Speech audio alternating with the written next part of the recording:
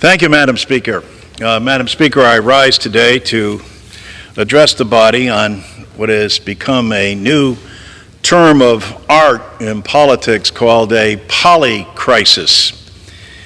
Polycrisis is when extraordinary events are taking place around the world, of which we are all too familiar with, including a global pandemic that has set off global supply chain issues, that has set off global inflation that impacts everybody around the globe, all of which have been compounded by the Ukraine war and all the disruption that that has caused. So in the midst of this polycrisis, who has been impacted the most in this country by both the pandemic and inflation?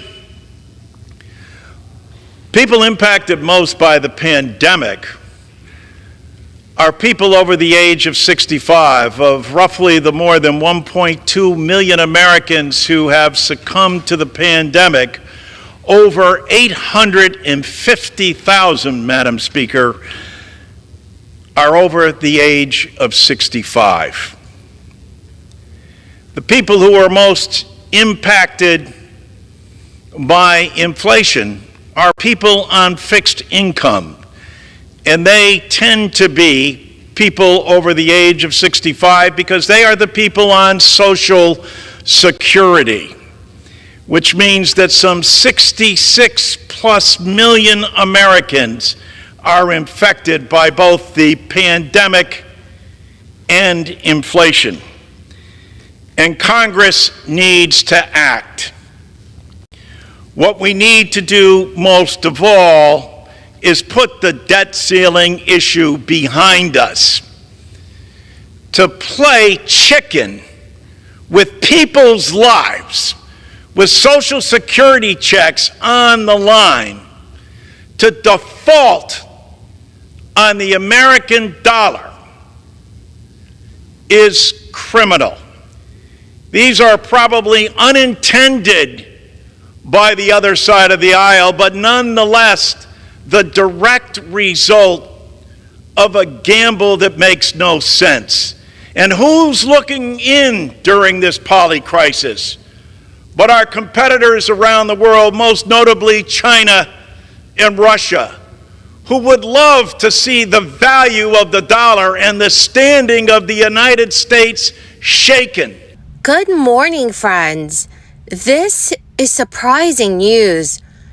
A new group of lawmakers are now pushing for a $60 billion plan that would give millions of low-income households $1,000 payments. Lawmakers aim to decrease the poverty rate across the United States. And based on how much you earn every year, your household could be eligible to claim this. My dearest friends, please make sure that you watch until the end of this video to learn about more of the details. Also, this coming Friday, I will be announcing more winners for the $75 Walmart gift card giveaway. If you'd like to enter these weekly giveaway, friends, all you have to do is click and like several of my videos and then comment below the keyword of each video that you watch. The more videos that you watch and then comment on, the greater your chances, friends, of winning the weekly giveaways. Some lawmakers want to provide a $1,000 gift to every family that welcomes a baby. A proposal that would give every American child $1,000 at birth, plus additional yearly payments for lower-income families, is once again gaining attention. This comes after progressive lawmakers recently reintroduced a bill in the House of Representatives and the Senate. This legislation is officially titled the American Opportunity Accounts Act. The act was introduced in the House and Senate by Representatives Ayanna Pressley and Senator Cory Booker. The American Opportunity Accounts Act would provide $1,000 to every American child at birth in a federally funded interest-bearing savings account, each year, families would receive an additional deposit into the account, depending on their income. High-income earners would receive no additional deposit, while families that earn below the poverty line would receive $2,000 per year. Under the proposal, a child growing up in a household below the poverty line would have an estimated account balance of $46,215 by the age of 18. At 18 years old, the account holder could use the funds for certain wealth-building activities, like purchasing a home, paying for college, starting a business, or savings for retirement. There are no restrictions on the funds once the recipient turns 59 years old. Senator Cory Booker first introduced a proposal in 2018, then again with Representative Presley in 2021, kickstarting a wave of interest at a state and local level. According to the left-leaning nonprofit Urban Institute, Connecticut, Washington, D.C., and California currently have similar policies in effect, but they are not universally available. So, for example, in Washington, D.C., the local government provides a $500 baby bond account at birth to low-income families, plus an annual deposit of up to $1,000 to families who remain within 300% of the poverty line. Additionally, state lawmakers have introduced baby bond legislation in the states of Delaware, Iowa, New Jersey, New York, Washington, Nevada, Wisconsin, and Massachusetts. The initial $1,000 would be universal, and the supplemental deposits each year would be based on income levels. An analysis from the fiscally conservative Committee for a Responsible Federal Budget found in 2019 the program would cost $650 billion over a decade.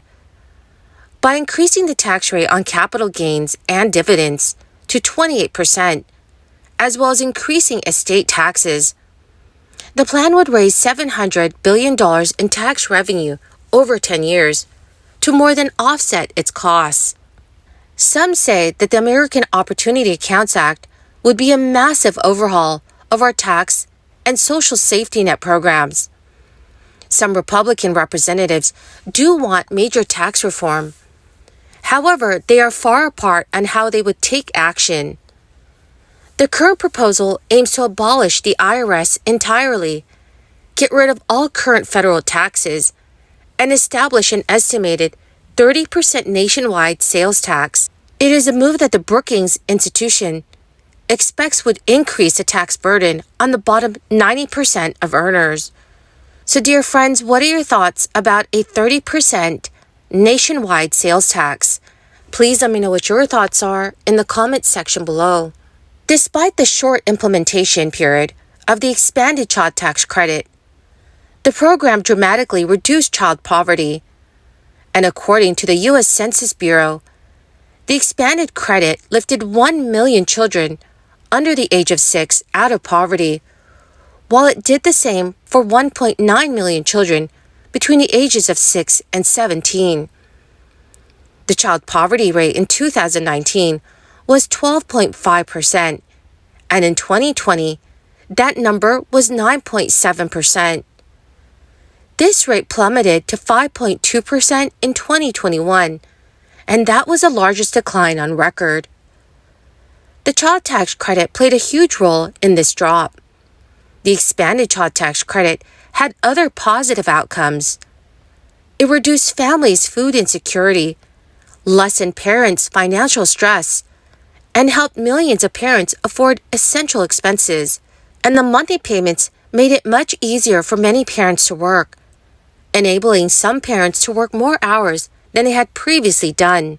President Biden has shown his support for increasing the child tax credit payments once again, as well as expand other benefits. So it's possible that we will see another increase passed very soon. Well, my amazing and most beautiful friends, that is the end of my daily stimulus update video for this Monday morning.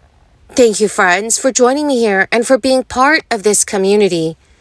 To say thank you and to show my appreciation, I will be announcing several winners this coming Friday for the Walmart gift card giveaway.